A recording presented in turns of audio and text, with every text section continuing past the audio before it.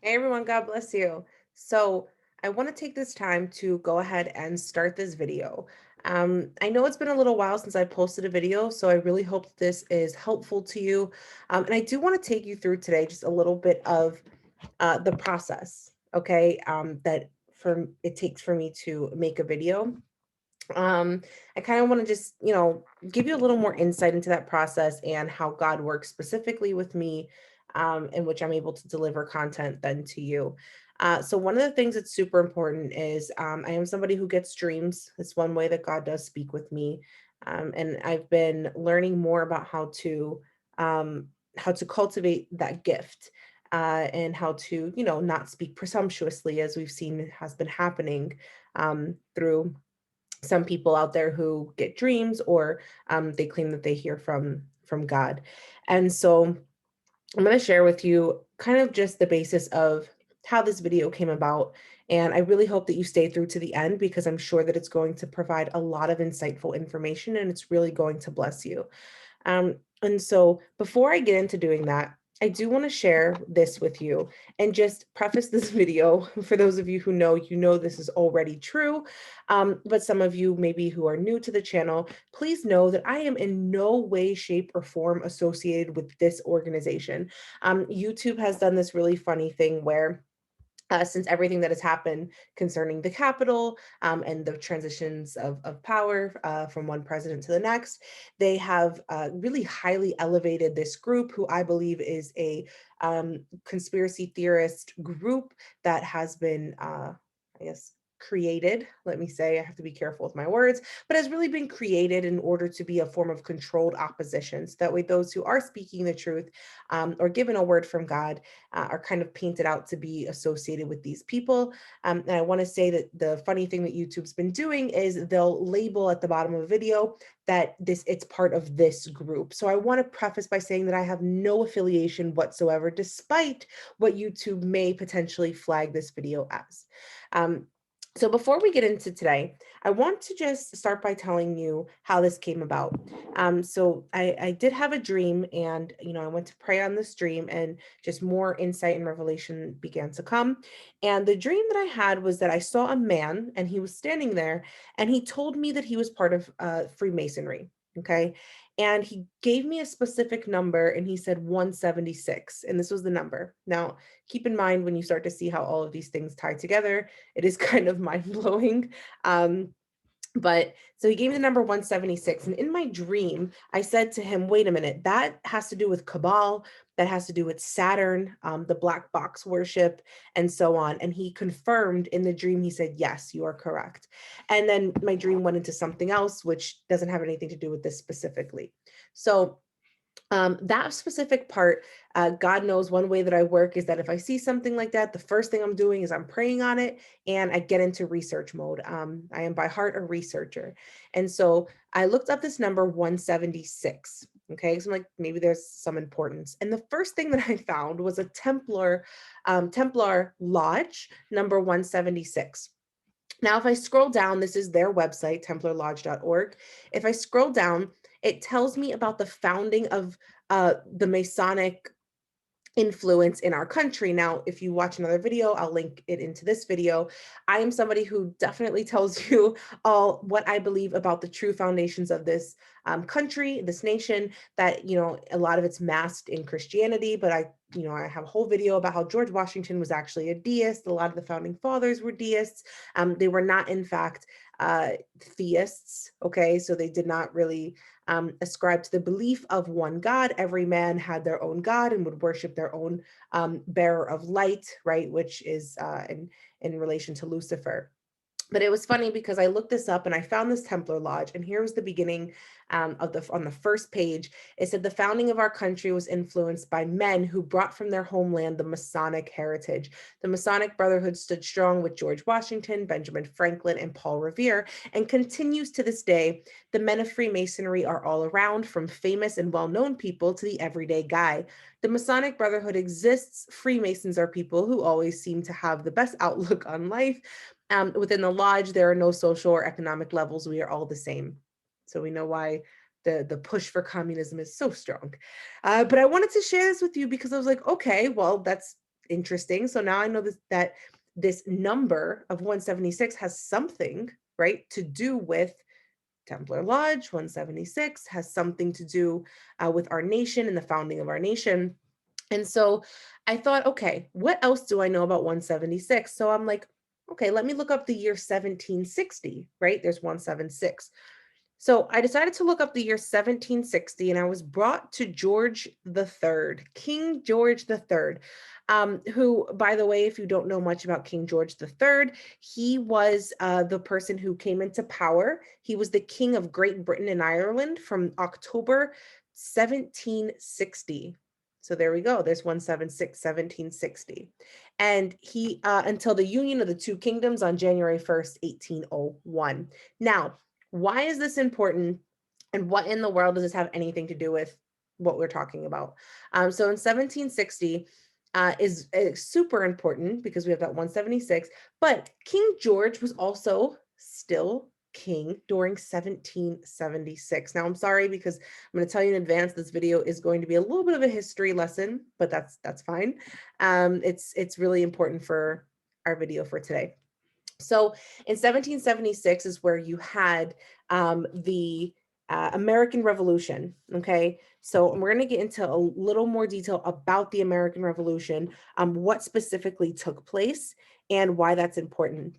So King George was actually considered to be a tyrant, okay, by the Americans at the time who were in the 13 colonies.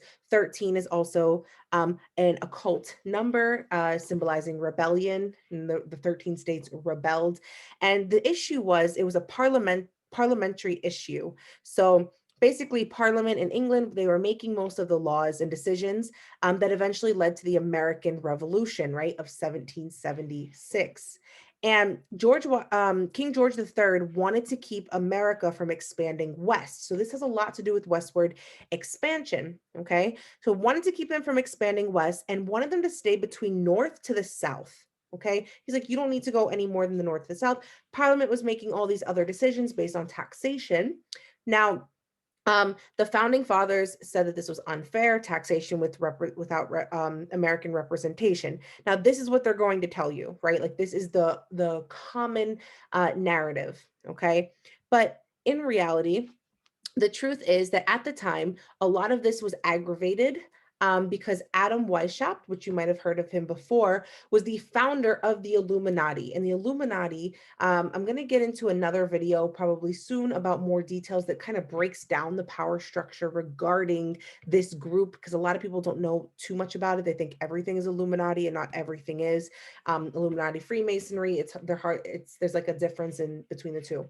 And so this man specifically, he was known to be the founder of the Illuminati, and he did this all around the same time. If you actually look at when the Illuminati was founded, it was in 1776. How interesting, right around the same time of rebellion. Now, a lot of these ideas were being birthed, okay, being birthed in this enlightenment, and enlightenment, okay, is very similar to this neoclassicism, to a renaissance, essentially, like a rebirth of these things.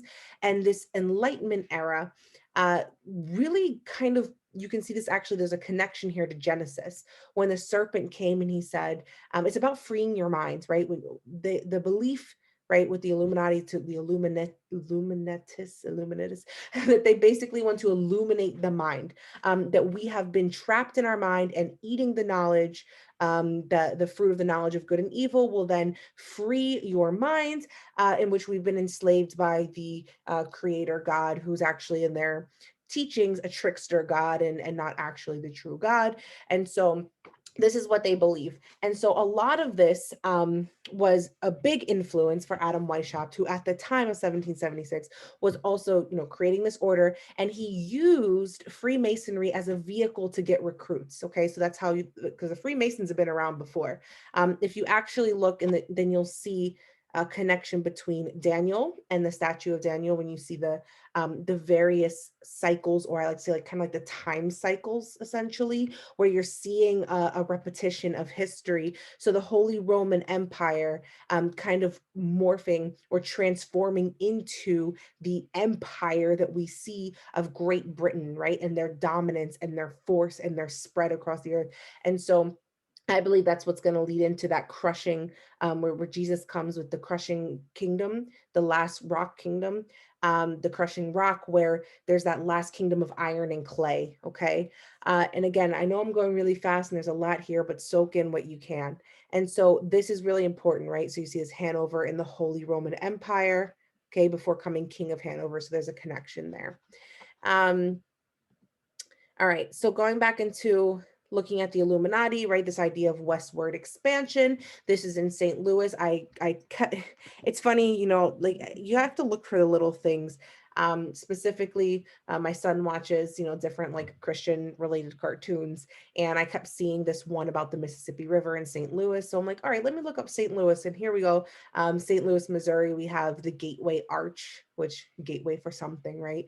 The Gateway Arch, which is supposed to symbolize westward expansion. Again, here's how you're seeing all of this starting to tie in. But as I was doing that, I started to ask some more questions. So I'm like, let me look up more about King George III. I want to find out about him. And I kept seeing these references to Hamilton, this musical. Now, for those of you who don't know, I am a teacher by trade. And so this is something that, just discussing with some of my colleagues, we were talking about this, and this musical kept coming up. So it's crazy how, the little pieces start to come together. And so this specific musical was super popular. I want to say like a couple years ago. It says, yeah, premiered in 2015. So it's not that old, but it was really popular. And it's about Alexander Hamilton. Okay. And it's all about King George III. And it's all about this idea of revolution and enlightenment and starting this new foundation, this new nation, which I strongly believe this new nation is really birthed after, those Enlightenment principles. A lot of the Enlightenment principles I'm going to actually show you just very quickly. Let me just hang on one second. I'm going to actually show you, and this was the original thing that I had put together that I'm going to show you. I'm going to take you through another time. But I'm going to jump to this right here where it talks about the secret destiny of America and how a lot of this came out of Enlightenment principles and came out of revolution and Enlightenment principles. Okay. So you're going to see a lot of that when it comes to some of these images, but hang on because I will make another video going into more depth about this, but just to give you a little preview of some of the things to come in terms of Lady Babylon and looking at that Statue of Liberty and what all of that represents. But this is where I wanted to focus your attention about the secret destiny of America. So this is Manly Palmer Hall, 33rd degree Freemason, who said Franklin spoke of the Order of the Quest, which was a secret society at the time. And most of the men who worked with him in the early days of the American Revolution were also members. Okay, so it's right there for you. The plan was working out. The new Atlantis was coming into being in accordance with the program laid down by Francis Bacon in 150 years earlier. The rise of American democracy was necessary to a world program. So that's all we're seeing now, right? About democracy. Where's my democracy? Blah, blah, democracy. Okay. At the appointed hour, the freedom of man was publicly declared. Bacon's secret society membership was not limited to England. It was most powerful in Germany, in France, and in the Netherlands. And most of the leaders of Europe, of the European thought, were involved in the vast pattern of his purpose. The mystic empire of the wise had no national boundaries, and its citizenry was made up of men of good purpose in every land. The alchemists, Kabbalists, mystics, and Rosicrucians were the incisive instruments of Bacon's plan. Representatives of these groups migrated to the colonies in the early day and set up their organization in suitable places. Then it goes on later and talks about the 18th century, which brought with them many changes in social and political life in the American colonies. Okay. By this time, most of the Atlantic seaboard was dominated by the English. Cities had sprung up and port and trade flourished with the mother country, and the colonial atmosphere was in small counterpart that of the English countryside. By this time, most of the important secret societies of Europe were well represented in this country. So, by the foundation of this country, they were already well represented. These groups came from Europe, right? We know that, especially in thinking through of the Illuminati, was the same year that that was founded as this revolution took place. But there were other groups: the Order, the Quest, the Rosicrucians, the Pilgrim Society. All these other groups already existed. Okay, when the colonists first came here. And then it goes on saying that these American organizations were branches under European sovereignty, with the members in the two hemispheres bound together with the strongest bonds of sympathy and understanding. The program that Bacon had outlined was working out according to schedule, quietly and industriously. America was being conditioned for its destiny, leadership in a free world. Now, when we get into what kind of leadership that specifically was, I don't think that you're going to be very happy when we figure this out. All right, so I'm gonna jump back to our other screen here. Okay, so thinking about Hamilton. Now, what does this have to do with anything? When we think of Hamilton, especially in the musical, sorry, all my devices here are beeping at you. Um, when we think of the musical here, okay, a lot of the focus is on King George III, okay, and how they kind of made him out to be. Meanwhile, he really wasn't that much of a tyrant as they're making him out to be, although he did go kind of crazy like later on in his life. But they ended up finding arsenic in his hair, like in 2004. They found follicle, I don't know.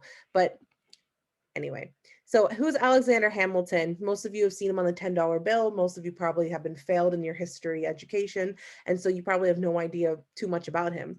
Well, Alexander Hamilton was a founding father of the United States. He was also the first treasurer. He was on the cabinet, right, with George Washington, our first president, all of which were Masons. And so we talked about this American Revolutionary War. And so what happened was war causes money. It costs money, right, to go to war. War also produces money. So we're going to get into this in a second. But when you think about the expense, right, that it costs in war, it's also important to understand that there was a huge war debt. So, in order to get rid of the debt, Alexander Hamilton laid the foundation for the Federal Reserve. Okay, the idea was to create a centralization of power and to create a national bank, right? That America would have a bank. The issue, okay, with this whole thing, in planning to do that, is it wasn't constitutional according to Thomas Jefferson. He's like, no, this is not okay. Well, Thomas Jefferson and James Madison, even though they opposed the central banking system and said it was unconstitutional, the 10th Amendment has something that says that powers not mentioned in the US Constitution rest in the hands of the state. And thus, the constitutional powers over the creation of a central bank rested at the state level rather than the federal level, is something that was then argued.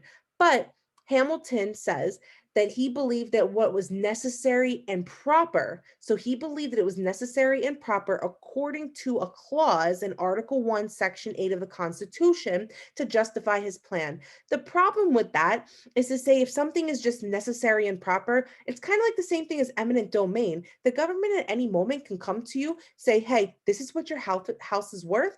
We're going to take your house, knock it down, and build a stadium. They can do that, right? They have the right to do that. So when you hear these crazy conspirators, right, who are saying to you the Constitution is not valid, most of it has a clause that gives the power to the government, where really you don't have power, really you don't have say, really democracy does not really exist. Okay, this is why, okay, necessary and proper, so that Congress can then decide to do whatever they want to do. That is the point. So that's Article 1, Section 8. Look it up for yourself. That's how the bank came into play, okay, irregardless of what was believed with the Constitution. Now, the biggest issue with this is that you would think, okay, maybe we would actually own that bank, right? Wrong. The Bank of the United States, the first bank that Hamilton, told us about and pushed so hard to have, was the Bank of the United States started with capitalization of $10 million. Okay, this is what they were given as a starter. Here's your 10 million, here's your startup. 2 million was owned by the US government, while the remaining 8 million by private investors. So already this country was bought and sold way back when the first bank was established. Okay. Now, the problem with this is when you look at that, think about the private investors that are involved. The problem was that the foreign shareholders, they couldn't vote, but who cares when you own a nation's money? When you are literally, they're indebted to you, anything can go. Okay. And so if you think about that, that's really a scary fact. But the issue here became that uh that most of them were foreign, and that didn't sit well with a lot of Americans, and so they were given actually only a 20-year charter. So they had 20 years. And so when the bank was first established in 1791, February 25th of 1791, the bank was approved, and December 21st of 1791, the bank opened. And what's crazy about that is we're now in the year 2021, which is exactly 230 years after the opening and the establishment of the first central bank.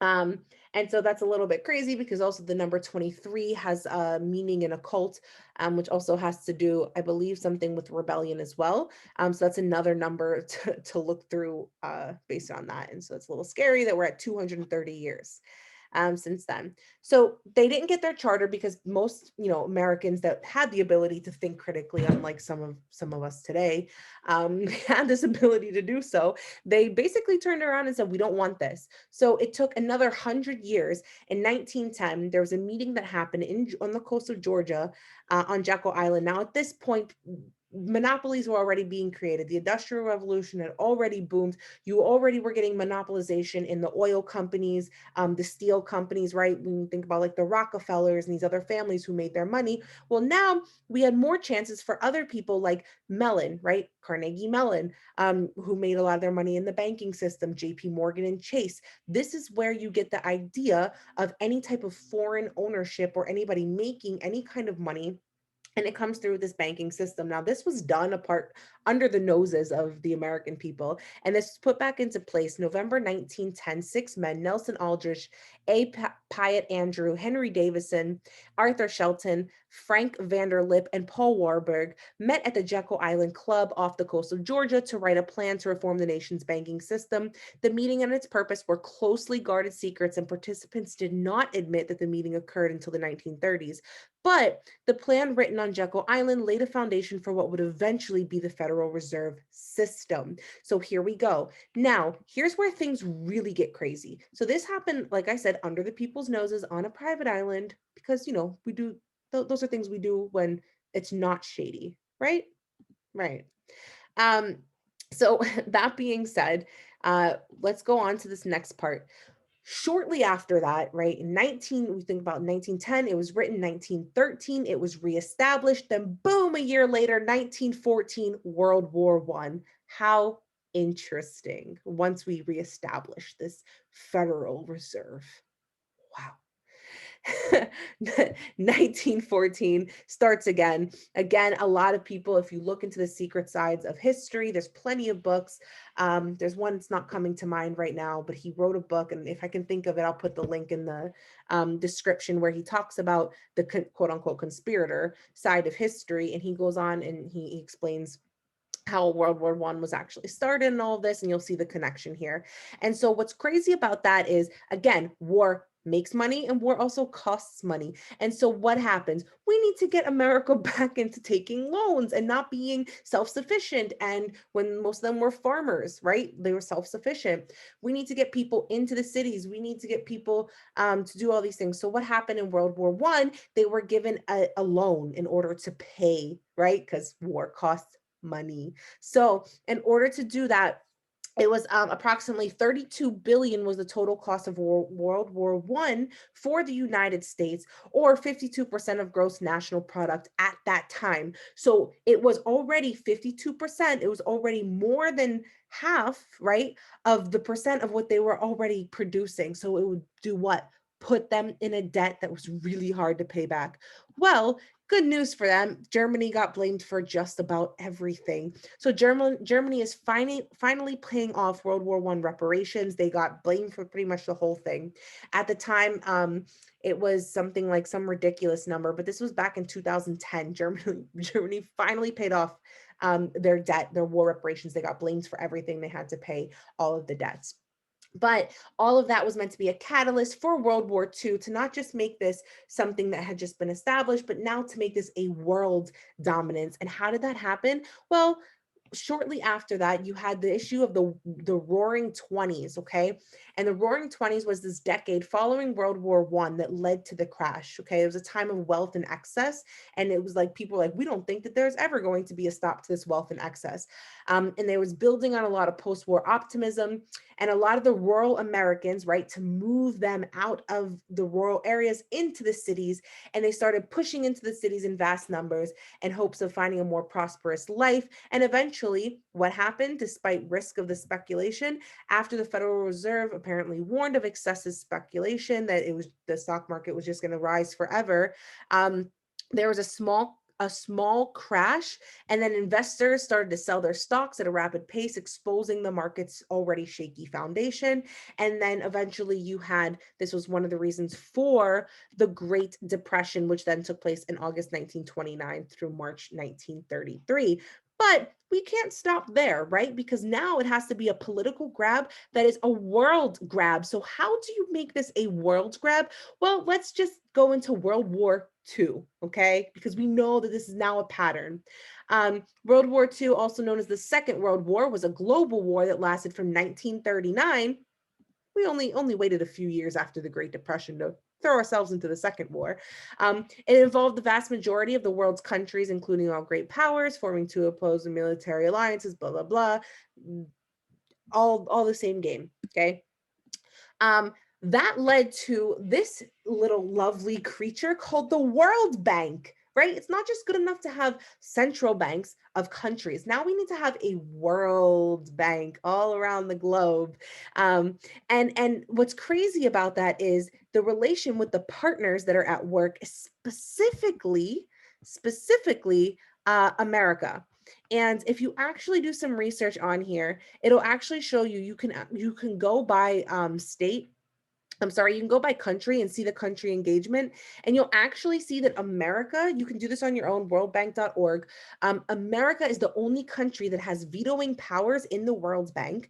And so this is why we say the dollar holds, right, such an important value, okay? Because a lot of these countries, whenever they go in and they say, oh, here's what we do, we go in and we help, works in every area of major development, a wide array of financial products and technical assistance, and we help countries share and apply innovative knowledge and solutions to the challenges they face. Great. So basically what you do is you go into countries, you give them loans they can't pay back because they literally can't pay it back, okay? Crash their economies, take more for yourself, right? In order to, in the end, just control them and to be able to have the ability to crash their economies, to take more for yourself, because don't we just love greed? So that's important, okay? Now, not only that, but this was established in 1944, okay? So like literally right at the end of World War II, which ended in 1945. Once that World Bank was established, I know they're going to tell you also had to do with First World War One, you had the League of Nations, and then shortly after that, you actually had the United Nations. That's only one part of it, right? While all this other banking stuff is going on the side. So what's the big deal, okay? What does any of this have to do with anything, and why should you care? Well, you should care because the United States currently has a national debt of $27 trillion. I'm going to say that again, $27 trillion, and our gross domestic product is only 21 trillion. I smell a big problem.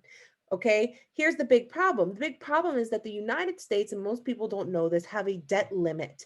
Meaning, just like if I want to go to the bank and I can't pay back my loans, I can't pay back my credit cards, I'm going to default on my loans, meaning I'm broke as a joke, and it's not a joke, meaning I'm broke and I can't pay them back. So guess what they're going to do? They're going to say, oh, sorry, you're cut off. Here's the thing. We knew this was going to happen, and Trump, he stopped the debt limit temporarily. He put a pause on it. But that didn't change anything because, guys, you're sitting there so happy with your checks, your 1,200, your 1,400. Friends, I have a loan. I have a student loan. I went to college. I have a student loan. I do not want them to turn around and forgive my loan. Why? Because that money's got to come from somewhere. That money's going to be borrowed from somewhere. And if we're looking at the debt right now, it's a little bit scary. No, a lot of bit scary. This is scary. But I thank God that we know who God is and that he shows us these things ahead of time so that we can be smart about our money and about things. And that being said, I think it is important for you to know where your taxes are going, just in case you didn't already. And in 2019, our health was the number one, went to health. Number two went to military, but number three, we're paying interest. We're paying interest. So your taxes, your hard earned, worked for money, the third, number three, not to education. Education's all the way down there, doesn't matter, right? Like here's the order of things that actually the government cares about. And number three is interest, because they don't know how to handle money or spend money or deal with money. Why? Because they want yours. They don't want you to own anything. Um, so what actually happens in the US if there's a default? Like I said, why should you care?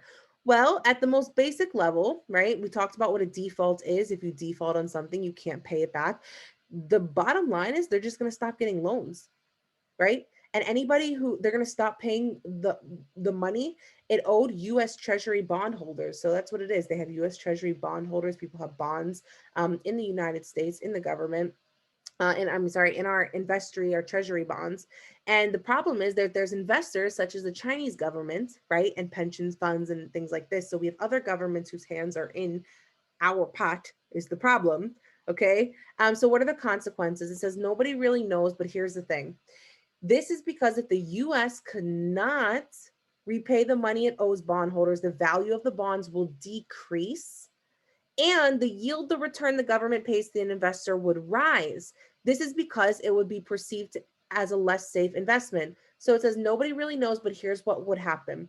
The markets around the world would plunge around the world. Because what did I tell you? The US is the one in charge of this World Bank.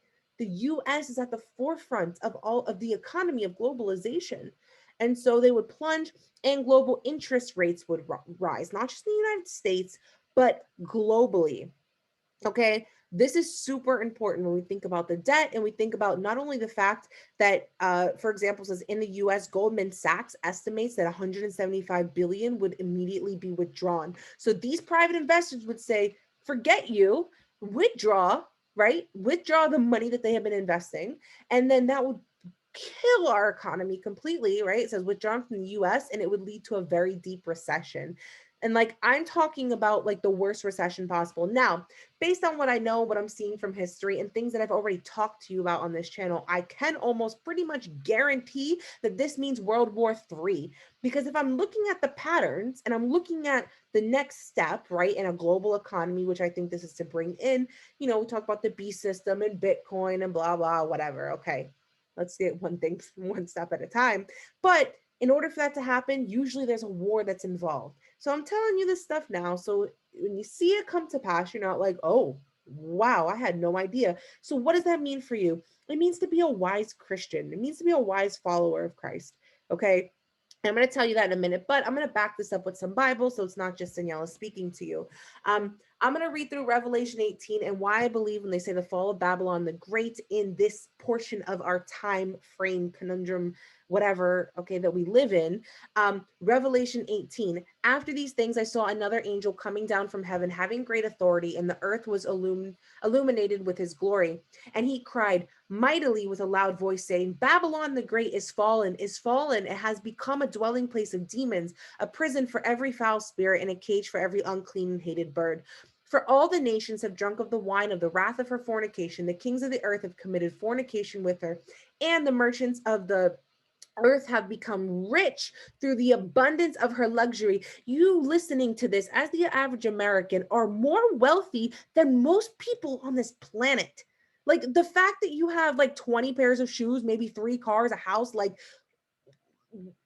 I can't even express to you. Okay, but you don't realize it because all of your money is going to those loans and debt and interest and things that you can't afford.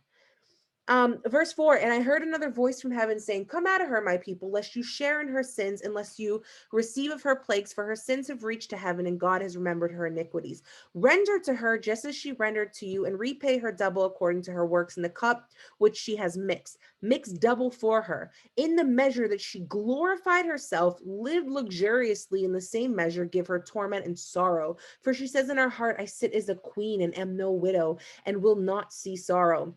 Therefore, her plagues will come in one day, death and mourning and famine, and she will be utterly burned with fire, for strong is the Lord God who judges her. The world mourns Babylon's fall. Now, what do we say? There'll be a global impact from this.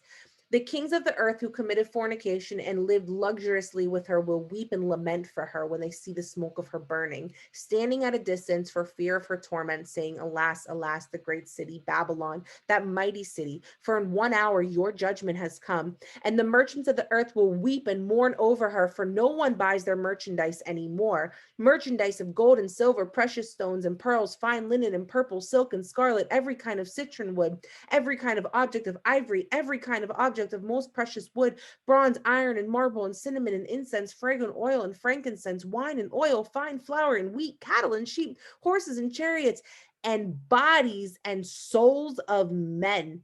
That is terrifying. Bodies and souls of men. How do you sell your soul to Hollywood? Maybe. The fruit that your soul longed for has gone from you, and all the things which are rich and splendid have gone from you, and you shall find them no more at all. The merchants of these things who became rich by her will stand at a distance for fear of her torment, weeping and wailing, and saying, Alas, alas, the great city that was clothed in fine linen, purple and scarlet, and adorned with gold and precious stones and pearls. For in 1 hour such great riches came to nothing. Every shipmaster, all who travel by ship, sailors, and as many as trade on the sea, stood at a distance and cried out when they saw the smoke of her burning, saying, What is like this great city? Okay, listen, okay? Like when I tell you, God doesn't tell us things to instill fear in us. God tells us things so we're wise. He told us that we would know and these things would not overtake us as a thief. Proverbs 22:7 says, The rich rules over the poor, and the borrower is servant to the lender. If you're in debt, get out of debt. And like, I mean this seriously. Like, I will tell you, I am a fan of Dave Ramsey. I think he has, whether you like him or not, that's not to debate. He has a lot of wisdom, okay, when it comes to this subject.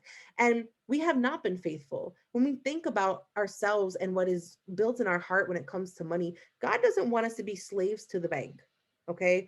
Um, Luke 16:10-12, he who is faithful in what is least is faithful also in much, and he who is unjust in what is least is also unjust in much. Therefore, if you have not been faithful in the unrighteous mammon, if you have not been faithful with your money, if you have not been faithful, okay, with giving God what is God's, God doesn't need your money. I'm going to tell you that God doesn't need your money. I'm not saying, I know I'm going to have people that are going to get upset at this video, but God doesn't need your money. Okay. But the fact is, you don't own that money. That money is not yours. Okay. God owns everything. Deuteronomy 10:14, indeed, heaven and the highest heavens belong to the Lord your God, also the earth with all that is in it. God owns it. We are stewards of what God has allowed us to manage. And most of us don't manage well. So the truth is, and here's what I'm going to tell you, get off of the banks, get away from them, pay off whatever, because in the event that something like this does happen, which I believe it will, right? Our economy eventually will tank. Your interest rates are going to skyrocket. Okay. And God doesn't want us to be ignorant of these things. Therefore, if you've not been faithful in the unrighteous mammon, mammon meaning money, who will commit to your trust the true riches? And the true riches are not things of this earth. The true riches is wisdom. Okay. It's revelation, it's spirit, it's knowledge. Those are the true riches. It's the intimacy between you and Christ. It's joy. Now, if you want the true riches, right? But you're not faithful in the monetary, the thing that you can actually feel and touch, that I know I can go to the store and give it to the clerk and get something in return. If you're not faithful in that, why would God commit to you true riches, which are heavenly, which are much better? Verse 12, and if you have not been faithful in what is another man's, who will give you what is your own? It's not yours. It's God's. And so I'm not saying this to convict anybody.